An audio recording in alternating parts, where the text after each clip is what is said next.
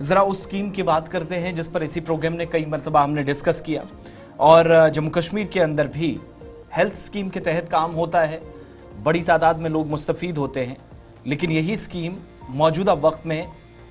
शायद आइंदा बरसों में, अभी तो काम चल रहा है लेकिन आइंदा कुछ हफ्तों के बाद मुश्किलात पेश आ सकती हैं। एक मामला जिसको इंतजामिया ने हल किया था वो था पेमेंट्स वक्त पर ना मिलना। काफ़ी मीटिंग्स हुई, डेलिब्रेशंस हुई, एम्पेनल्ड हॉस्पिटल्स के साथ मुशावरत के बाद सरकार नतीजे पर पहुंची थी, लेकिन रात देर गए मुख्तलिफ अस्पतालों की जानिब से वादी कश्मीर में जम्मू सूबे के अंदर जम्मू कश्मीर प्राइवेट और डायलिसिस सेंटर एसोसिएशन ने बाज़ाब्ता तौर पर एक तहरीरी मकतूब रवाना किया है स्टेट हेल्थ एजेंसी के सीईओ को, और इस खत के मुताबिक, इस लेटर के मुताबिक नेशनल हेल्थ अथॉरिटी के रहनुमा खतूत पर अमल दरामद नहीं रहा है। 4 सर्जरीज का हवाला देते हुए कहा गया है कि निजी अस्पतालों के साथ तालमेल को यकीनी बनाने का जो 19 तारीख को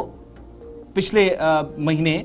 जो यकीन दहानी कराई गई थी उसके मुताबिक भी काम नहीं हो रहा है, और अब एक और डेडलाइन तय करते हुए 15 मार्च 2025 तक स्कीम से दस्तबरदार होने की धमकी दी गई है इन अस्पतालों की जानिब से। इल्जामात ये भी हैं कि जम्मू कश्मीर के अंदर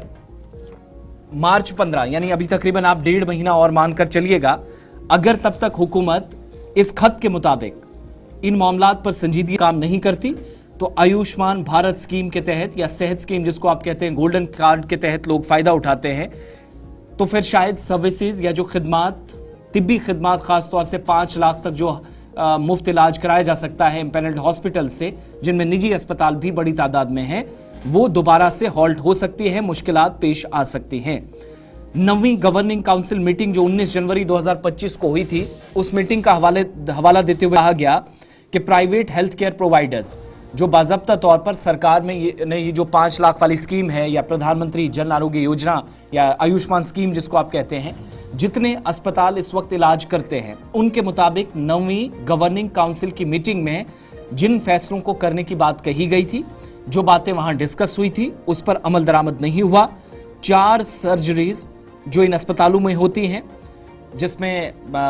कुछ कहा गया है, कुछ स्पेसिफिक इंसेंटिव्स का मामला या जो मुराद का मामला है उस ताल्लुक से भी बात हुई थी, और कहा गया था कि HBP 2.2, इससे पहले जो ऑलरेडी एक स्कीम का एक नुक्ता है HBP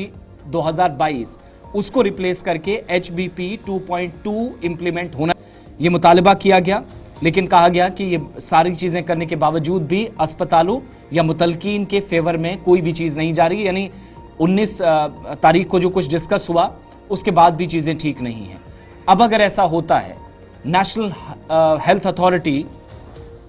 के रहनुमा खतूत या गाइडलाइंस पर अमल दरामद को यकीनी बनाने की बात हो रही है, कुछ चीजें कहा गया जो हम अफोर्ड नहीं कर पा रहे हैं, उसमें मुतालबात जो 19 तारीख को रखे गए थे 9वीं गवर्निंग काउंसिल की मीटिंग में,